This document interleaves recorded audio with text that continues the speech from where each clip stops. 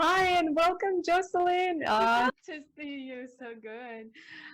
Jocelyn is the serial entrepreneur who helps businesses leaders become confident in the growth plan, make sales, and build an audience through uncluttered honesty, positivity, and doable strategies.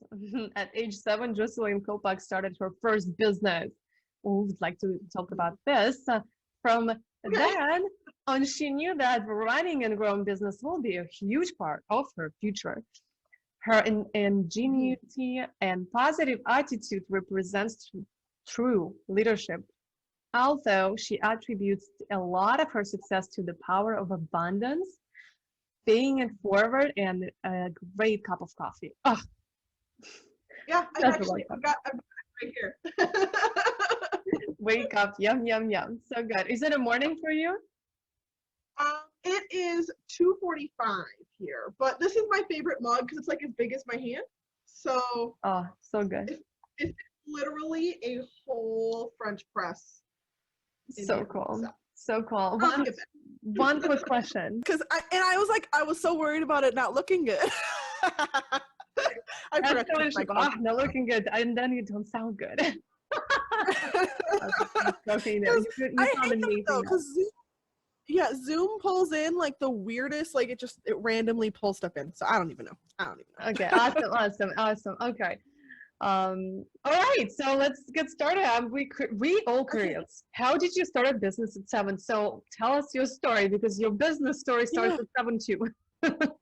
Yes. Yeah. So my business story starts when I was 7. My parents bought a farm in rural Wisconsin, and we're right like 2 hours north of Chicago where I grew up. And so the Chicagoans would come and drive past my farm on their way to like their lake houses and stuff. And I was like, ooh, I can make some money on that. And so I had chickens and I was selling their eggs. And then as I grew older, I raised meat chickens and turkeys and like all kinds of stuff. Yeah, I had my little business and actually paid for the money I made through my business through like elementary, middle, and high school. Actually paid for my first year of college. Yeah, so that was my first business. Wow, and where did you grow up, you said? I'm in southern Wisconsin, so in the middle of the U.S. Okay. So by the lakes, yeah, there's the big bodies of water, like lakes in the middle. I'm right next to them. So good, so good. I have a friend living there. It's absolutely gorgeous there. Yeah, it is really pretty here, I have to say. It's cold as hell, but it's pretty. Yeah. So tell us, what was your journey, right? Since started growing up a farm, what have you done? And as a serial entrepreneur, what are you doing? Yeah, so that was my first business. I got to college and I started my second business. That's what I call like my first like big girl business. Like it was an actual business. And I was actually a music scholar in college for my first year. And so my first official business was actually a music business, and we played for weddings and events and all kinds of fun stuff. And I did that for 4 years. We grew to 7 states and 70 musicians. It was super fun. And at the point that my business was doing really well and we were in multiple states, people started looking at me and being like, well, do you want to help me with mine? Like, I need help with my business. And so that's kind of how I evolved into service-based for businesses. Is actually people started asking me like, how did you do it? And I was like, well, I sat down one month and I'd figured out like I'd spent like 40 hours in meetings just talking with people, like this is how I've done it. And I went, whoa, they should be paying me for that. And so that's how I started my consulting business, which has grown and pivoted and grown and pivoted. And so that was kind of how I started my journey. And in the middle there, after my first official business, my music business, and before what I have now, I followed the path that everyone said you should follow. Went and got a corporate job, and like, like I'm an adult, I'm gonna be an adult, like people say, and that was so not my path. So I'm definitely 100% a serial entrepreneur. Yeah, that is super awesome. And as we're talking about first chakra.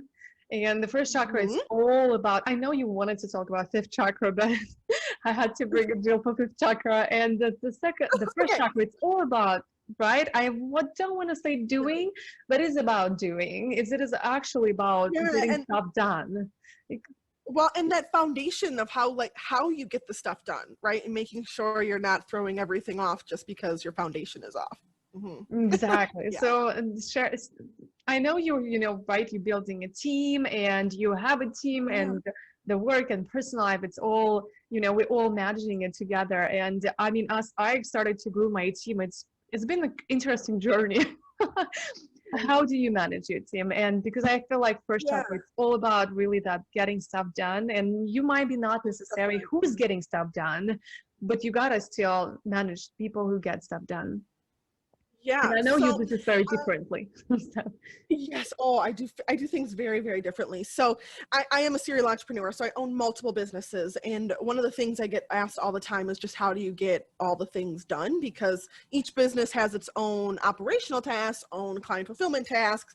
And so what I say is I have an amazing team. And then the next question is, okay, well, how do you manage your team? Or how did you find them? Or, something along those lines. And really, I mean, I wanted to start with, because we're talking about the root chakra, it's all about grounding, right? Grounding yourself and making sure you have the security to actually get done what you need to get done, right? And so I use my team as the support, the legs, if you will, of my businesses.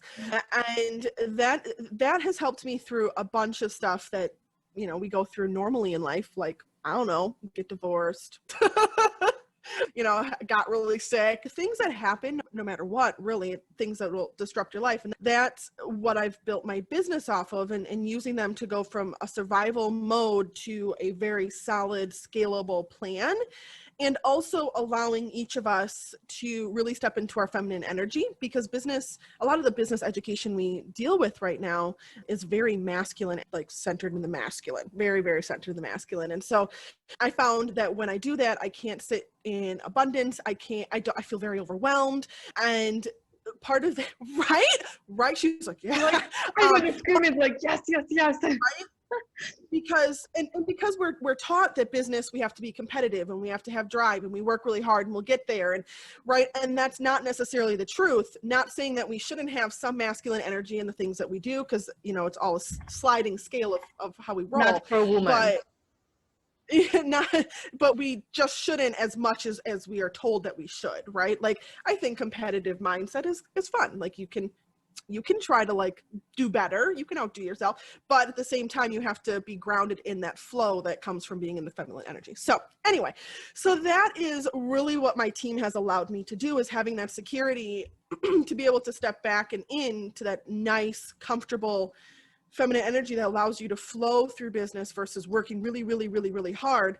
And I find when people come to me and they're like, oh my goodness, I'm so overwhelmed, I can't get the stuff done. A lot of times I'm like, have you like checked where your energy's at lately?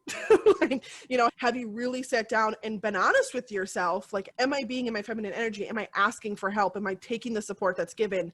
And am I planning in a way that works with instead of against? So anyway, so that's really my story starts and ends with that, because I really, truly, truly believe that you should not be in survival mode in your business. And if you are, something is clashing, right? Whether one of your chakras is off, you're sitting in the wrong energy, you have the wrong people around you, right? Creating a vibe that isn't great, right? Whatever it is, that is something. So when I talk about building a team, one of the first things I do, and I sat down and I kind of thought about it in the sense of the root chakra, right? Because when it's blocked, when you don't have good flow through it, you got a lot of fear, you got a lot of anxiety, resisting to change, right? You don't want to do the things the way they need to get done, or you don't want to do them at all. Right? And so one of the biggest things that when I talk about building and scaling with a support team that I recommend is I have an AEO method: automate, outsource, or eliminate, right? Or automate. Well, I said it backwards, but you know what I'm saying. Absolutely, exactly what I said. I always do. It's like, if I get some idea, like, can I delegate? Can I automate? Or I need to just kill that idea? Otherwise, I'm like, how long is it going to take me to do it? Exactly. Mm-hmm. Exactly. Well, and it's not even just ideas. It's simple stuff like setting out your invoices for the month, or checking your email, or making sure that things are on your calendar, or client fulfillment, or customer service, right? Stuff that has to happen in your business no matter what. Not even just new ideas, even though it works on my new ideas too. Again, serial, can't help myself. What I recommend, and it's a grounding exercise to really set that foundation, right? Set your house up in the way that will work, that is sturdy and stable and that whole thing. One thing I really, really, really recommend is taking a 14-day journal. And I literally say, go to Target or wherever, whatever, and get yourself a $1 notebook. That's all you really need. And when you sit down for like 10, maybe 15 minutes a day, ground yourself, take a few deep breaths, set your intention of, I'm just getting this out of my brain and out of my body, and writing down everything you did that day. Everything, right? I washed the dishes. I took my dog for a walk. I folded laundry. I answered client emails. I did client fulfillment, whatever that means for your business.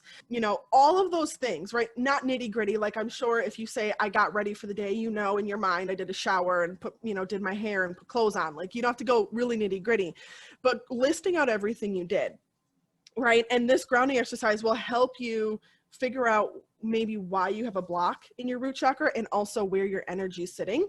And it also helps because in the AEO method, what I do is I use a number system. I've seen people use smiley faces and sad faces, whatever. And you put it next to the task that you got done during that day, right? Because I'm assuming you got done most of what you need to get done that day. And so after 14 days, you're able to look back over those 14 days of journaling, and it literally is just a list. Like, I'm not saying to do anything crazy. You're able to then remove the things that are blocking you or figure out a way to get them done in the best way possible. And that's how I started building my support team. As I sat down and went, I cannot answer emails. Like, my message answering ability, it's bad. And I was like, that needs to change, because in order for my business to continue to grow. So I was like, I need support with that. And that was one of the first things I hired out, is I need somebody to help with client communication and keeping up with emails, right? And to me, that wasn't a full-time task. It was like an hour a day. I mean, we got emails, we still get emails, but we don't get like so many that you can't get through them in an hour, right? And so that was one of the first things I pulled, because based off of my 14-day, I kept putting sad faces next to doing emails, or, the note, like, I got through half.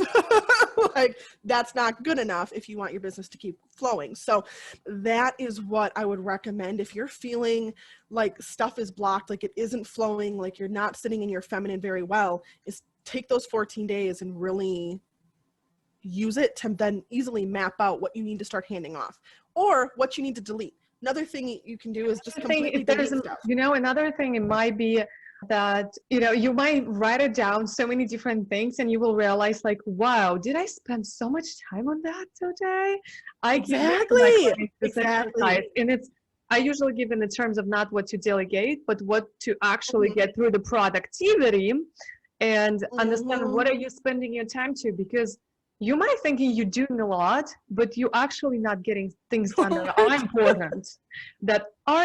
And once you do that exercise, even for like 7 days, 1 week of your business, of your life, you will be so clear. But 14 days, I think for delegation and automation will make more sense, a little bit longer to do. To capture a little more, because some stuff you don't do. It's like, I don't like and so writing, and for me, writing, it's torture. I mean, I can speak, and my copywriter will write it, but it's like, for me, it's just torture. I don't know grammar. I've never learned English in my life, like no one class. For me, grammar, it's like something like, what is it? I'm really good in Russian. I can't in English, not in the grammar, but I can speak write it in Russian. Yes. So, but I can totally speak well. And that's the thing. I delegated this the first thing, it's, you get to delegate what you don't like, because us as solopreneurs, and I'm sure there's a lot of solopreneurs here, and when you're starting out, you kind of everything and everything, but once you start, you gotta focus first. It's money generating activities, generate that money and hire help, because that's the first money you gotta spend too. It literally, otherwise your business is never gonna grow. It's gonna be always or you will grow, but then you're going to start running into that overwhelm that everybody talks about. I just can't get it done, or I don't feel good, or I'm very, very anxious about it, or I made a sale, but I can't quite, like, I don't know, like, how to get it done. Like, I don't think I can fit it into my schedule. And that's why I talk about scaling with support, right? I literally used my team to scale my business. And like one of the second job I ever hired was I hired a girl. She still works for me. She got promoted, but I hired a girl to help me with my lead generation tasks, right? And hence and therefore we were able to scale like this because I was able to take that off my plate, realizing that that does not ground me anymore. Sales, like sales calls, like this kind of thing. Oh, heck yeah. I will do those all day. Okay. Because I like to talk. Right. But the actual lead generation tasks, I was like, I spend like 20, 30 minutes doing, but that's not enough time. Yep. First of all. And second of all, it clashes with me, right? Like my body tells me don't do that. And hence and therefore That's exactly what happened. On it. That's exactly what happened with me when I opened social media. And if I'm there for 1 hour, like I've been before doing a social media like 2 years ago, trying to keep up with my Instagram and stuff. I'll sit down and open and do like our activities, and I'll close my laptop and I will literally shake.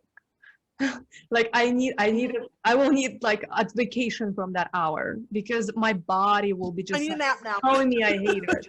Right. And some people, they're loving it. So everybody there is to do the things that they love. And you got to just find those people. And lead generation, as you said, I have more people for lead gen than for everything else. For sure. Yeah, exactly. And it's not that I can't do it. It's not that I won't do it. It's that I could find somebody that loves it, that's their zone of genius. That's where they feel really comfy and they really like it. I could find somebody to do that, and then I could do the things that I'm really comfy at or I'm really good at and make sure that those are the best that they're possibly able to be.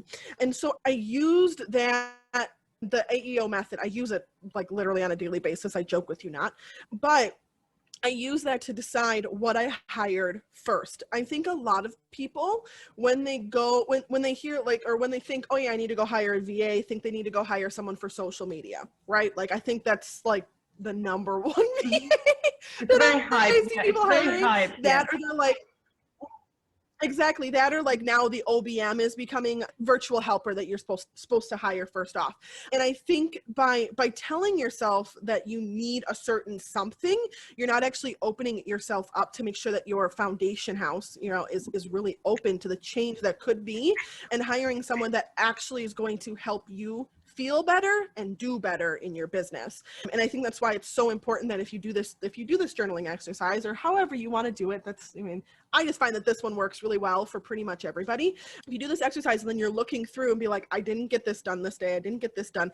I definitely hated doing this when I did it. Like, and all of a sudden you have a job description already written out. Like, it's right there. Like, all you got to do is copy and paste basically. And you're able to then pick and choose what you need to hand off first, right? If it's stuff that's not getting done, do you really need to be doing it? Or can I outsource it? Or even better question, can I automate it, right? So then you can ask those questions for each task that you hate. And then eventually you can get to the task that you love, right? So maybe Instagram interaction is something you love, you never want to give it up. Well, great. Then you don't need to hire someone to do that. You can make sure you have 30 minutes or an hour a day because it's a calming activity to you, or it's super fun for you, right? And business should be fun. It should not be like a chore. If it's starting to feel like a chore, or something like that, you need to relook at what you're doing, because you got to change it. And because we start out as the CEO or the business owner that wears 1,000,010 hats because we have to do everything because it's just us, that's fine, but it doesn't mean it has to stay that way as you continue to grow, right? And so that's why I totally recommend finding yourself a core support team that you can rely on. Because, for example, this year I went through a really, really bad, messy divorce, right? And I can honestly say the only reason my business is where it is because my team was able to step in and go, okay, like you have permission to go take the day off, like just go chill out, don't think of anything, just chill, and we'll make sure that everything's running tomorrow still. And so that to me is a huge plus, because I need that permission to take time off, because I'm like a constant go kind of person. And so using your team to help you regulate also, because I think all of us really, really love our businesses and want to work on them 24/7 if at all possible, but that's not healthy. You're going to start throwing off all kinds of balances, right? And if you have a team to be able to say, wait a second, we can do that, or wait a second, you can take that day off, it's okay, we've got it, like things won't burn down while you're gone for 48 hours, it's okay. You know, that'll really help you as you continue to build. So you're not just building your business, but you're building a life that you can continue to live without creating issues and everything else. Mm-hmm. Oh. And it's okay sometimes to work, you know, that 24 hours, you say 24 hours. I don't get like 24 hours, but sometimes like I wake up in the morning and I feel, oh my God, like this just coming through me. I need to do this first. And I'll grab my phone and I'll do it a couple hours, but then I consciously take another couple hours for myself.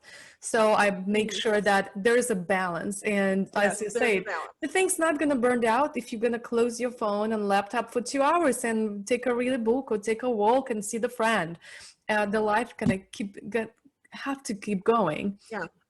Exactly. Absolutely. And my question to you here, as I was listening to you, and you know, we speak how amazing and how great it is to hire a team. But what's the stepping stones? Like, what could go wrong, and how do we deal with them? Yes. Yeah. So one of the biggest things that I see go wrong is either one, as the hirer, like the business owner, you don't know what you want, and then you hire someone and you burn them out, right? Because you didn't know what you want. They're trying to give you the world, because that's their job, right? They're like trying really hard to keep the job, and you burn them out and they're gone like that, like psh. And I see that happen over and over and over again, because a lot of times people don't know how to articulate what they need done. So if you do this 14-day method, it's literally written out, this is what I need done. And then you can figure out the best ways to do it. That's fine, but you know what you need done. So that's the first thing, is making sure you are extremely clear on what you need done, and then putting that in a framework of hitting goals, right? No one likes just sitting down and doing a to-do list with no reason or rhyme to it, right? Like, that's not fun, right? And so it's your job to make your business fun for yourself, but also to make sure that the people working for you don't feel like they're just like, you know, slaves to doing a to-do list over and over and over again, and they don't really get to see the reason they're doing it, the whys behind it, how it's helping you, and all that. So putting it in the context of creating goals for your team of like, hey, I know you need to be answering my emails every day. That's your job. And you let me know what emails I need to answer. Cool. Right. But the goal with that is we do not leave an email in the inbox unanswered for more than 24 hours. Reason being is because we don't want our clients to feel like they are not important to us. We don't want our clients to feel right. And you can list out the reasons that that goal is very, very, very important. And hence, and therefore, you've got all these to-do lists, you know, all these tasks for this goal. Okay. So once you have that, the second thing I see all the time is people are like, I can't find anyone to hire. Right? Like I put out a job and then I got really overwhelmed because I got 300 comments and I don't know which one to hire. I can't find the right person. And so what I recommend there is setting up a very simple system, and things that you as the business owner or you as a person really, really, really, really, really value. For example, I really value when someone is extremely direct with me. You don't like something? Just let me know. Don't sugarcoat it. Don't add, don't compliment sandwich it. Don't nothing. Just tell me, I hate this. What? Like, and then I can come in as the operations person, as the idea person, and go, okay, how are we going to fix this if this is something that's not working? Okay. So that's one thing I really like. Two, I really like somebody that can answer their own questions, right? I think that's really, really important. Mm-hmm. For a lot of tasks that I give you, like I maybe know the basics, but I know it needs to get done. And then it's your job to figure out the best way to do it for you. Cause I don't care as long as it got done. Right. And that's me as a business owner, cause I'm not a micromanager. So things like that. And then you can use that to then create a system of hiring, right? So I don't care about your resume. I don't have anybody send me resumes at this point. Don't care. Really, truly do not care. Okay. So I don't have anyone send resumes, but I do have them fill out a form because I want to see how thoroughly you can fill a form out. Why? Because I want to see that you can pay attention to detail. Then I send an email or message or whatever, and I say, okay, well, here are the different times. Well, I want to see that you can convert time zones because I don't care that you're virtual. I just need to know that when I say 10 o'clock CST, you know what 10 o'clock CST is, right? And I can put those different things into my hiring process, and then it quickly eliminates people. Let me be very clear. People don't know how to fill out forms. I'm not going to joke with you. Like I'll get 100 comments. I'll comment back. Here's the form. And I'll get like 12 people that did it right. Good. It's the less is So keep me better. honest. You know, the less is better. Can I just interview 3 people The and less choose is from better. you? Will be perfect. I've interviewed Exactly. so many people. It's insane before. Yeah, it's my Exactly. first hire. Oh So- my gosh. I know. I think back to my first hire and I'm like, oh, that was bad. You Anyway, know how right? so you know how I sort them through? I actually I also I don't give them form, but I mix it up in the middle of my listing, a very detailed information that I want them to send me the listing. And I actually hired through System Human Design, which is I can see the gifts and the tools that they already have. Yeah. If you're familiar with this, I just tell them to write me their birthday, their place where they're born, and the time they were born, and put in the subject line. If I don't see that subject line, I delete it right away. I don't care. I don't care if you haven't see that. Same difference. Same difference. Like you're not going to be different if I'm going to hire you and you're not going to read what I said, you know, but you're not going to read what I wrote. Absolutely. Exactly. I And so love you can take that. I love that. It can take that overwhelm, and there's a bunch of different ways. Like you said, you can do the email subject line thing. I mean, there's a bunch of different ways. I just happen to like forms because I don't want to get 1,000,010 emails. That's my thing. So that's part of the way I sift through. And then when I actually sit down for an interview, I'm able to feel them out for a culture fit, right? Because at this point, I know they can be educated, they can get the skills, or they already have the skills, whatever, right? Because I've kind of already pieced that out.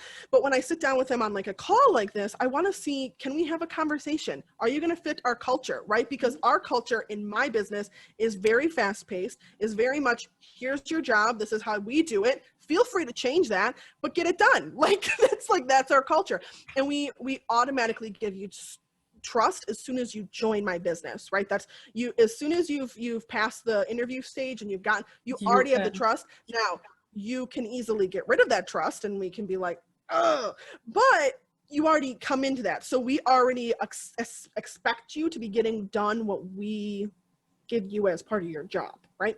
So that's the second thing I see all the time. The third thing is overview, right? I see people go like way far one way and like, I need to like get screenshots of your computer as you get stuff done and blah, blah, blah. Okay. And then I see people go the opposite way where they're like, send me an email once a week of what you got done. And I'm like, oh geez, like, okay. So the next thing is really learning to manage, and that takes time and that takes practice, right? And each person is different on how they manage. I happen to not be a micromanager at all, but making sure you have good processes and systems and good, like a project management system. I don't care what you use, just a project management system set up so that you can easily go in at 2:00 in the morning when you happen to be thinking of something and see if they got that done that day or if they're behind on that task. Super simple. So that's what I would say is the 3 things that I see over and over again. People make mistakes, and just some things that I would recommend putting in place maybe before you start hiring a support team, just to make sure everything works out as best as it possibly can. Mm-hmm. What do you use for project manager? For project management, do you have a person on this position, or you use just a project manager? Nope, I use a project management system called ClickUp. I do use ClickUp too. I love ClickUp. I hooked everybody in my company on ClickUp. I just love ClickUp so much. It's so good, you guys. Like if you don't have it's awesome. Task. It's awesome. It is awesome. I've used Trello. If you're very, very visual, Trello's a better system. I mean, I love ClickUp, don't get me wrong. I think ClickUp is very visual. ClickUp is very visual. Yes, but it's a lot harder to set up to be visual. Like ClickUp is made to look differently. Yeah. So like, cause Trello is so very like, here's your list all in like this little box, right? So it's very different. I think Asana is fine if you're just like a 1 or 2, 3, maybe 4-person team. I think it's fine if you're not in a service-based business where you replicate or where you don't replicate things over and over again. That's where Asana gets a little clunky. So, I mean, I don't mind Asana either. Airtable, if you have no money and you want to build your own, is a good one. It's not. I actually use Airtable for managing my social media posts, like the picture and captions, because they have a really great system. But ClickUp for CRM. You can do like for the speakers, for a podcast management, I use for all the other things. And you can just record the screen. Use Airtable. Yeah, we use Airtable for our CRM and my podcast management. That's Airtable. But oh, you say anything Airtable. task oriented, yeah, I'm a queen at building Airtable bases, like exactly how I wanted them to work. Like, so I do Well, a I need lot to of hop on the Airtable. call with you. Because my But system does that. ClickUp, I'm like not an Airtable person. well, Airtable and I are like best friends. But ClickUp is for anything task oriented. So all of our content planning and that kind of stuff goes into Airtable because I own a marketing agency. I don't know if I said that out loud, but I own a marketing agency. So all of our clients, like everybody has their own Airtable base with all the content we created and the graphics and the links and like all right there. But we use ClickUp for actually getting everything done. But I would really, really recommend that you start doing that. And I actually have a training on this, but the easiest way to start creating like SOPs and processes, which is something you should be doing, even if you're just a solopreneur, because when you finally hire that first person, it's way easier sending them a document with a video than it is trying to like Zoom and remember everything that you want them to remember in order to do the task. But anyway, the easiest way is just start like recording your screen when you do things. Just that, like, you don't even have to talk, like just record your screen as you do stuff. And then you can either hire a VA part-time, like quick project based to then, write out the list of everything you did in said video, or you can do it yourself. But that is one of the simplest ways. If you're not good at writing everything out in a bullet point, remembering everything, if you're like, there's no way I'm going to get all my SOPs done, that's the quickest way to get them done. Is just record your screen and then use that video to then create a document. And you have to realize when you're training a team, just side note, if you're trying to run an inclusive business and you're training a team, some people learn by watching, some people learn by doing, some people learn by reading. And it's really, really important that you have all three. Because if you do not have that ability for them, you're going to start like running people out of your culture because they can't learn things quickly enough for them to get it done in your business. And it's really, really important to being inclusive. Exactly. Just a really good man. So perfect. I love it. I love it. I use them for recording videos and it's absolutely wonderful software. Not so expensive. Yeah.